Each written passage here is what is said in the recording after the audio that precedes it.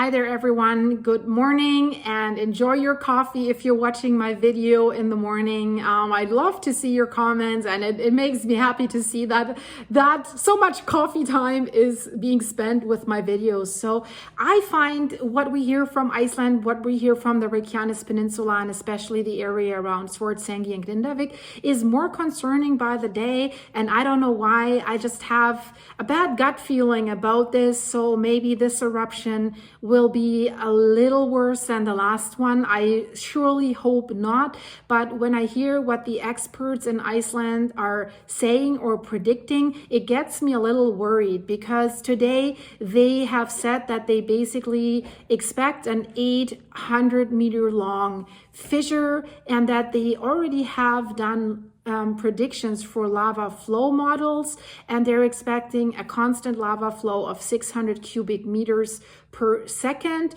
during the next eruption. So Kristin Jonsdottir, the head of department at the Meteorological Office, has presented these models and the likely scenarios that they think how the next eruption will happen at the residents meeting that has been happening this evening on Monday evening. And it seems that most likely that the magma will move from Swartsengi to the Sutnuka crater series again. So it will move from the magma chamber underneath Swartsengi in the Sutnuka crater series again, where we already have seen 2 eruptions, and they think the eruption will occur in the area between Stora Skogfell and Hagafell. But every time when there's an eruption imminent, they expect it to be in that area, and twice they were right. It kind of happened in that area, but the one time when it got so close and inside Grindavik in January, they were wrong, and the second fissure that opened really basically inside Grindavik, destroying the 3 homes, that caught them quite by surprise. So can you be 100% sure? No, of course you cannot. And then there's the other factor, that very liquid, fast-moving lava that the last eruption really showed us. That is, of course, a concern for critical infrastructure, not so much for people trying to escape. I mean, there is enough time to escape that lava, but for critical infrastructure. What is the danger for Grindavik? What they're saying, of course, there's this 15-kilometer long magma dike that has formed on November 10th. That is also going through Grindavik. And you have to imagine this. This is really like this magma dike is quite wide and quite deep. So it's like a sheet of magma that has intruded into that area, and it's quite a few meters wide, so it's not teeny tiny. And this has been a very fast developing tunnel there with a lot of force, with way more force and way more magma than the last 3 eruptions that we have seen where magma has reached the surface. So there is definitely force there. So they have made that announcement also on the Icelandic MET Office website, and they're saying if you look at the previous eruptions in the same area, an eruption could start with very little notice, less than 30 minutes, also depending on where in the Sutnuka crater series the magma comes out of the ground. If it's closer to the magma chamber, you have even less warning. If it has to travel a little bit longer, you might have more warning. The closer it gets to the source, then you don't see the earthquake swarms for such a long time. It doesn't need to travel that far. So the faster it goes. So right now there is an increased risk level. So they are estimating that they already have like 7.6 million cubic meters of magma in that magma chamber. So they're expecting the critical range is anywhere between 8 to 13 million cubic meters where we could see an eruption. And I want you to look at the map that the Met Office has released with a possible lava flow model. So they have looked at the volcanic eruptions that have been happened between Hagafell and Hagafell, the one on December 18th and the one that we have seen on February 8th just recently. So the map shows the probable fissure and lava if an eruption starts between Hagafell and Hagafell. If it starts basically in the same area again, like in December and like in February. And we've seen in February, it was flowing very fast towards swartsengi, towards the power plant, the Blue Lagoon. It did cross the main road, Grindavik. It damaged heat pipes so that at least for 5 days, many subdivisions and little towns and basically the southern Reykjanes Peninsula has been without heat in their homes, without hot water. They're heating their homes everywhere with hot water. So if you look at that purple mass there, you see where the Blue Lagoon is, and you see the red lines with the dots. These are the hot water pipes that go out of there. So they've been working nonstop to put these water pipes underground or to find ways to prevent the lava from reaching them and damaging them. They have raised posts for electricity. So they've been doing a lot. I mean, of course, there was not much time.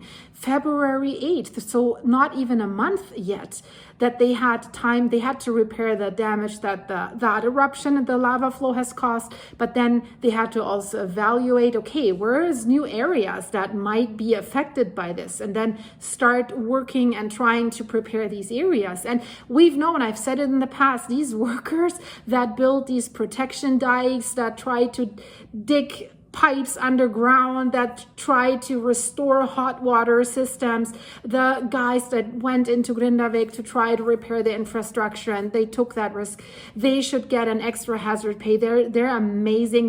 They're heroes in my mind, and they should really get a medal. So these guys and their families, you know, they're absolutely awesome because they risk a lot. They have, at one eruption, the lava was flowing towards the machinery that they had located to build the defense wall in Grindavik. So they were running in there. The lava was already flowing towards them, and they got in there and they were driving all the heavy machinery out while the lava was basically almost surrounding them. And they said, we need that machinery to continue building the defense walls. We need it. So had these machines been consumed by lava, they have to bring them from out of country. They have to ship them to Iceland. They said, no, we need the machines right now. And then they went right away working on the defense walls around Grindavik while the lava was flowing towards Grindavik and around Grindavik. And they did the same with Swartsengi. And what you can see on that picture in the map, that the defense wall that they built is definitely necessary, because otherwise it would flow towards the power plant and the Blue Lagoon. There's been voices of some experts that said the way these defense walls were built, like basically around it, is sending the lava towards Grindavik, down the road towards Grindavik. So some guys proposed a little bit of a different system to really divert it completely elsewhere. So maybe have some protection walls so that it wouldn't even cross Grindavik. But of course, it is a difficult terrain because there are some mountains, there are some elevations. So you have to really be considerate where you build it. And you also have to be aware that they had very little time to build the defense wall around Swartsengi after the November 10th magma intrusion. So there was not much time for a lot of scientific studies as to where it's best to build them. They just started building them because they knew the threat was imminent. So what they say is that lava flow, let's say this is the most likely scenario that we will see the eruption there.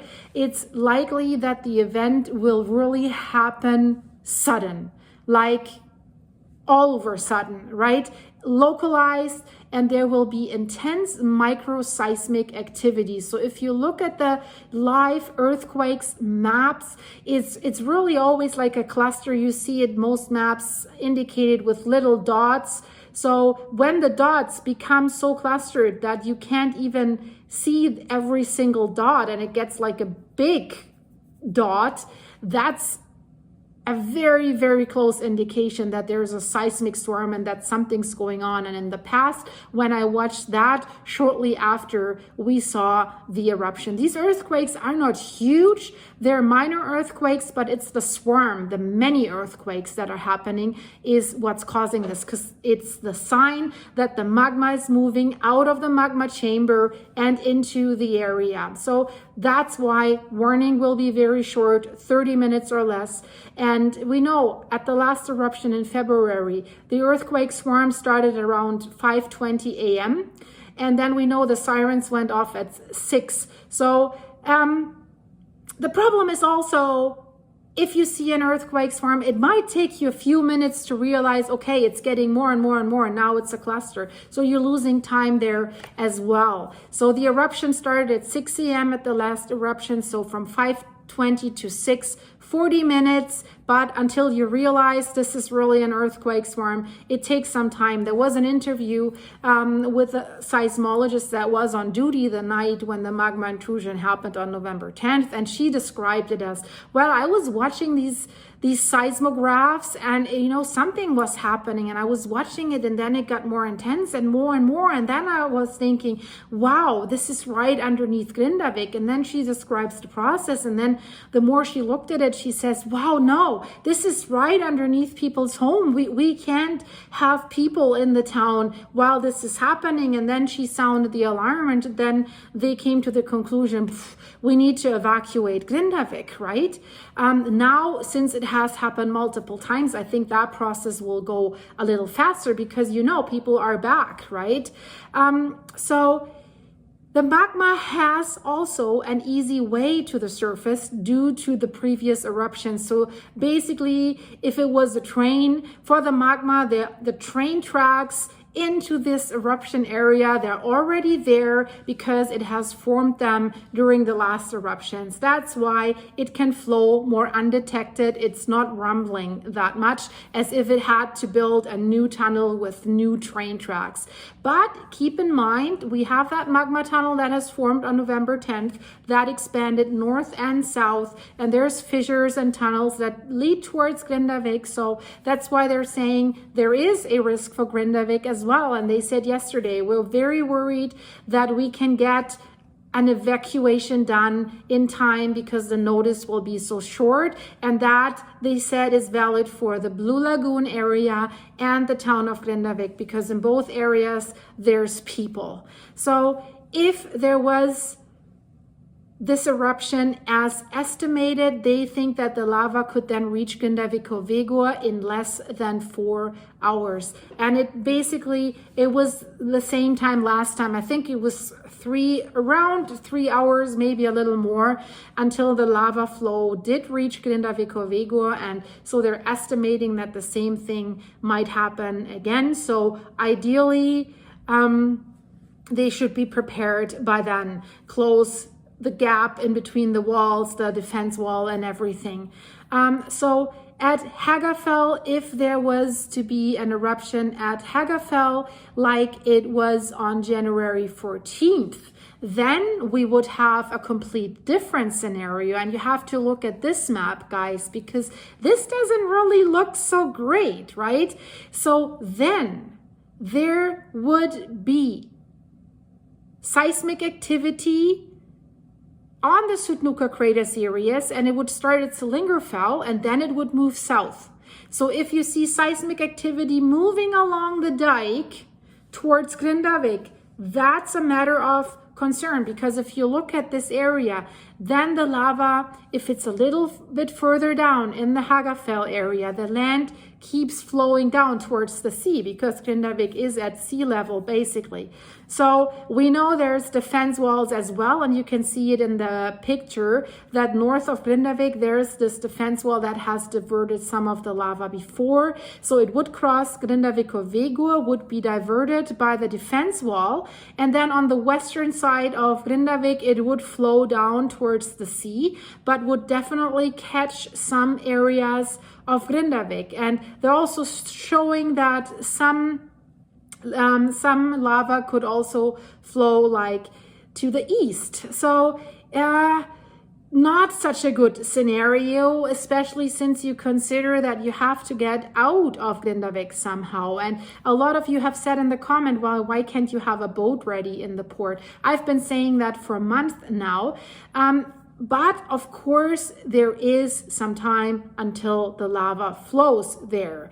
But, you know, I think they should have a plan which road they will take, because if you look at this map, if you look at the right side there, there's one road that goes out of Grindavik, and a teeny tiny lava flow is shown there to cross the road and then into the sea. It's not much, and it'll probably take some time, but that would be one evacuation route blocked.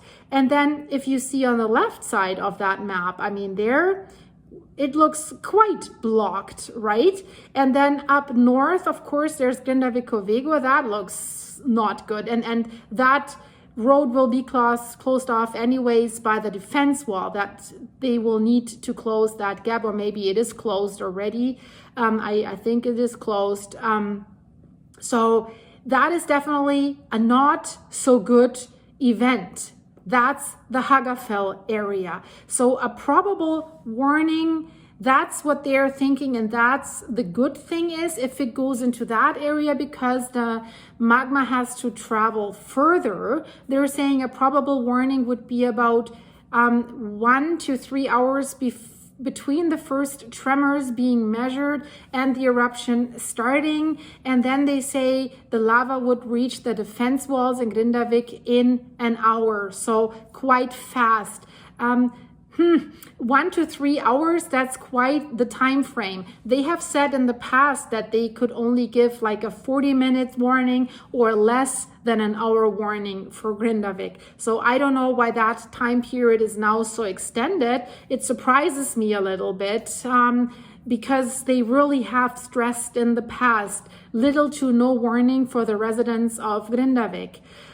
So it's also likely that the magma intrusion could extend further south of Hagafell, and then it would probably cause significant more damage and fissure movements in Grindavik. You know, there's a lot of existing fissures there, and there might be a lot of underground tunnels opening, hidden sinkholes and stuff where magma might flow. So we don't know that much about what's going on underneath yet. And of course, the biggest problem is if an eruption starts within the dikes, then there would be, of course, again, seismic activity in the Sutnuka crater series, also starts at Hagafell and then moves south towards Grindavik, and a probable warning would be then 1 to 5 hours between the first tremors being measured and the eruption started.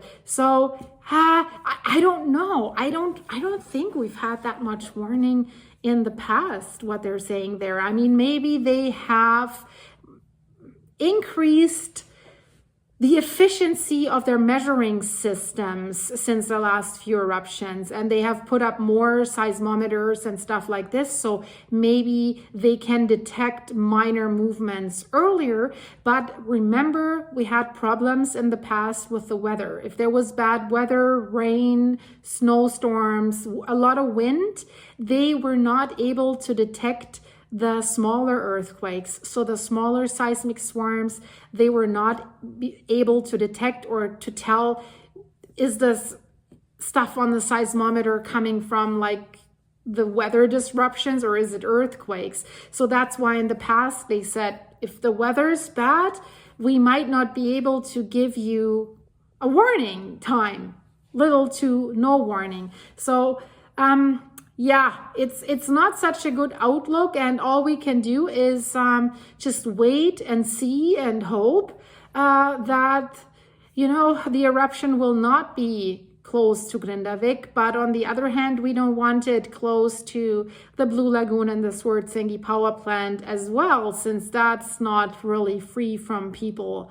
also. So, and that's critical infrastructure that's needed as well. And in the comments, one of you has written that it wasn't pleasant to be without heat in the cold winter for 5 days, right?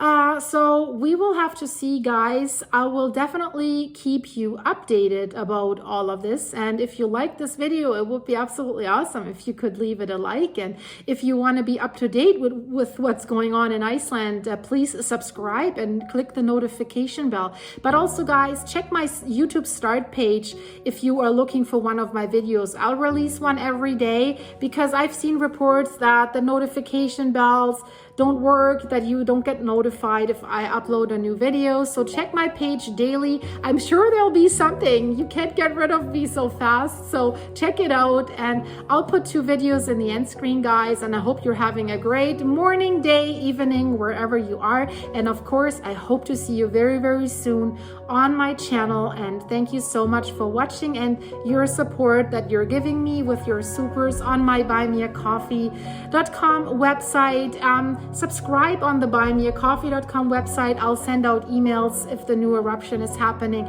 with some more information, and I post a lot there, so it's free. Subscribe there. The link is in the description of this video. So now I'll be silent, I'll shut up, and I'll let you go. Bye bye.